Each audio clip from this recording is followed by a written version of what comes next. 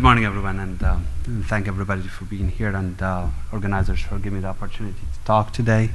I hate to stand behind the podium, but so you've seen the slide earlier today. So my talk is actually a build on what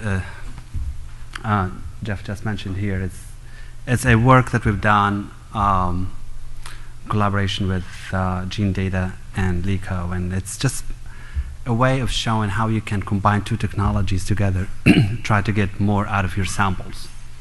And I'm going to focus more on what the software can do for you actually in this presentation.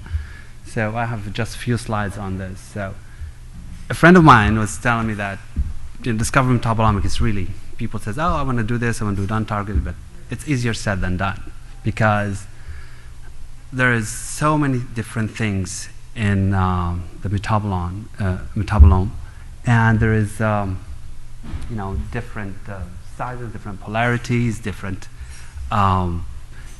dynamic range. You look at different concentrations, and when you think you figured it out, you realize that you're looking at only part of the picture. So by looking at different technologies, maybe you can get something better. And we're going to look at some stuff here to see if this is, or how much more you can get if you combine two technologies. So the thing is, we've done is we looked at the TripleTOF 5600 from our system, and we used the LICO accurate mass instrument as well. We got the data from both samples from both instruments and processed it with the Genedata software. So the experiment, as Jeff mentioned earlier, it's the same experiment where we had 36 different rats from Zucker rats, and there were 3 different groups, lean, fatty, and obese. Got serum from them, processed it, and ran the data on both the Pegasus and the TripleTOF. So what's cool about the Expressionist software, or there comes with 2 flavors, the MSX and the more elaborate form, but we use the MSX here, which is kind of much cheaper, better for academics, and it's a powerful tool because it combines both accurate mass data from MS and MS data in one environment. It can get it from different platforms, and then you can process the data. You can do metabolite identification in it, you can do quantification in it, and then you can follow it at the tail end with all the statistical analysis that comes with it, and also has a link to pathway analysis tools as well. So it's really cool piece of software. So before we get into what the software does, we ran some principal component analysis using other softwares like Marker View from SCIEX, and just to look at the data, how it looks in different pieces of software, and then try to see what else we can get. And we looked at those samples. We looked at pulled the QC to make sure that our data is actually, our experiments are being done correctly. So pulled some data, and you can see that that's,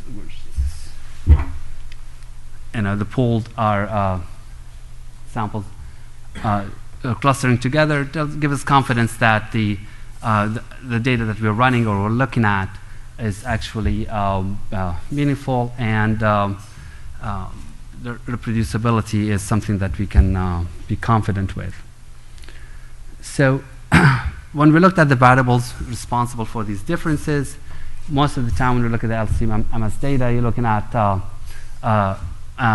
mass Z charge with retention time pairs, and we were able to see the higher concentration in the obese where they're supposed to be, and the higher concentration in the fatty ones where they're supposed to be. So it was a good way of looking at it, but we thought, okay, what else can we get from this combining with this new software? But before we combine them, we had to normalize all the data, and the software allows you to do that. So you can import data from 2 different platforms, different technologies, and you can do normalization as well, and to make sure that everything is done at the same level. Then what we looked at, looking at the PCA results in the Genedata software, And we looked at statistical models. Initially, we were able to look in the previous softwares at discriminant style analysis, but now we can do non-discriminant analysis. And if you look at this thing, you think, oh, there's a lot of, I don't know, these are small here, so you cannot, it's hard to see. But look at it combines the data from both the LC and GC. The GC data are the green dots.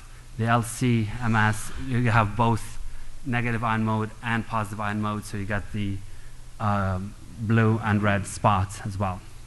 And what also you can track with the software, you can track what metabolites are going up and down, so you can look at the regulation of it as well. When we looked at the metabolites, what we found out that when we look at different technologies, that with the GCMS, mostly primary metabolites where there's an S here missing, that were identified, and with the LCMS, mainly with secondary metabolites. So we get a bigger coverage when you're doing both analysis. This is a really cool slide. It shows it's the correlation networks. And what it shows here is the upregulated and downregulated in each of the conditions. So in the obese, what went up and down from metabolites, and what went up down in the fatty ones, and in the lean one as well. You can also look at this correlation networks, and you can look at the lipids that were identified. You can look and find out the bile acids, the BCAAs, and all this.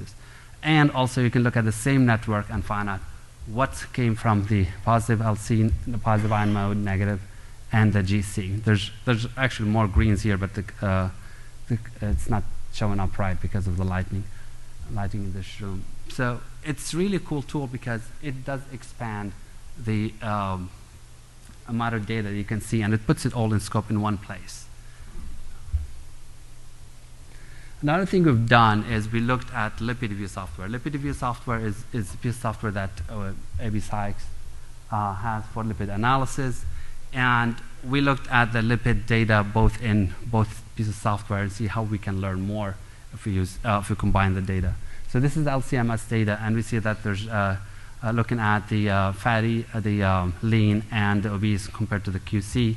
And we see a few changes that's happening on lipids in all three groups, and see glycerolipids, phospholipids, and sphingolipids that's changing. It's kind of hard to see them here with the color code, but you can see that carnitines as well as and the cholesterol esters are changing as well. So we were able to identify those with LipidView. LipidView is a piece of software that can do lipid identification and quantification as well.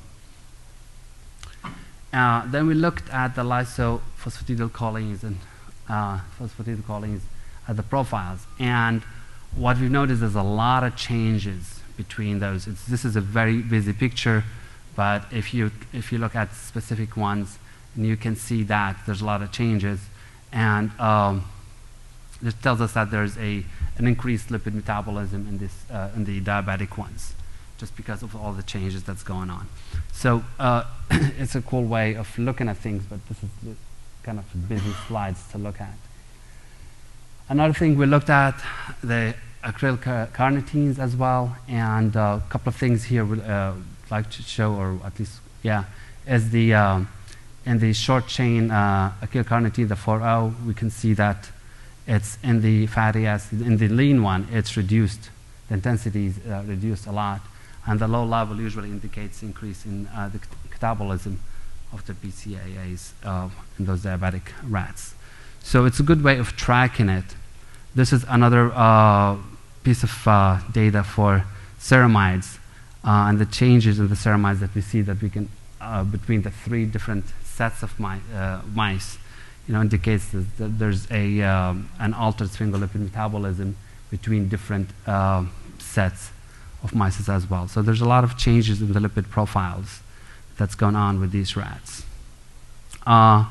This is, we go back to the gene data software. It's the same lipids that we saw over there. We're looking over here, and we can see all the changes that's going on in every type of lipids that has a different color showing you what went up and what went down.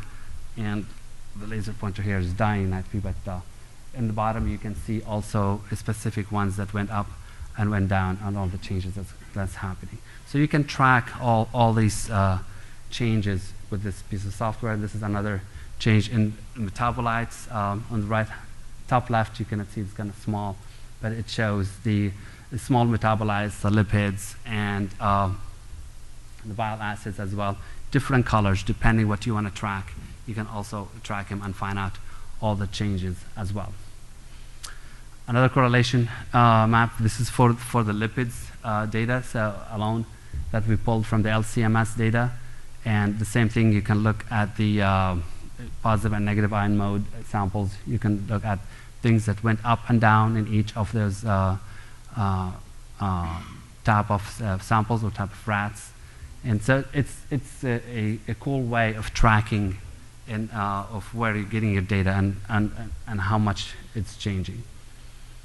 Just to wrap it up, what we've seen is from doing this study is you can combine two technologies if you have the right tools. And it seems that there is a really cool tool with this Genedata software that combines both LC and GCMS data. And you can combine two different type of metabolites in it and get a better coverage as well. So just to go back to the same slide, we said earlier we cannot do GCMS and LCMS cannot give us the full answer, but we can get a broader answer by combining technologies together. And looking at this model that we showed here earlier, it showed us how much more coverage we can get with these technologies. There's a long list of people who've done this work, and just want to give credit to them. And one other thing I would like to bring up to your attention is later today, we have a workshop on our workflows for lipidomics and metabolomics using both SCIEX and the TripleTOF technology. We're going to cover the targeted, non-targeted workflows that you can do on the accurate mass instrumentation with SCIEX. We're going to cover the lipidomics workflows, MS/MS-all with the SWOT acquisition. I'm not sure if you have heard about SWOT, but this is the new technology for both for lipidomics, metabolomics, and proteomics as well. Ability to do ID and quant on thousands of protein at the same time. As well, you can do SCIEX ion technology, which is the ion mobility technology that we have in front of our mass specs, both on the Q-trap and the accurate mass instruments, and covering all the metabolomics and lipidomics technology on it. Jeremiah, our market development manager, will lead the discussions here on this. With this, I wrap up, and just in case there's any lawyers in here, these are the trademarks to cover everybody's thing, and I would like to thank you for your attention. Did you notice in the overlap between the compounds covered by both LC and GC, did you notice any, or did you study any patterns of difference between the profiles for those common compounds? Difference, I mean, so, I mean, GC and LC sort of inferred levels. Yeah, so there is differences in the levels of metabolites. We saw that the primary and secondary, but most of the primaries are connected to the secondary levels.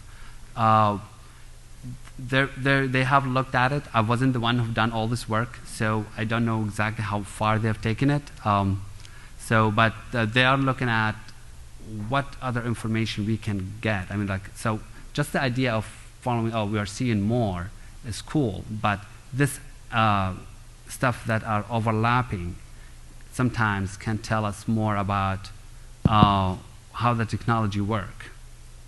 And that's something that's the guys from LICO and our technical group are working on to identify how can we understand it better. Yeah, I would like to comment to your question and your answer. The combination of those two technologies just giving you the unique opportunity to track how good your mass spectrometer is, because there's a definitely overlap, especially the amino acids and the fatty acids. If they go in the same direction with both analyses, you're doing good. If they're not going good or going opposite direction, it's time to stop and clean your instrument. That's true.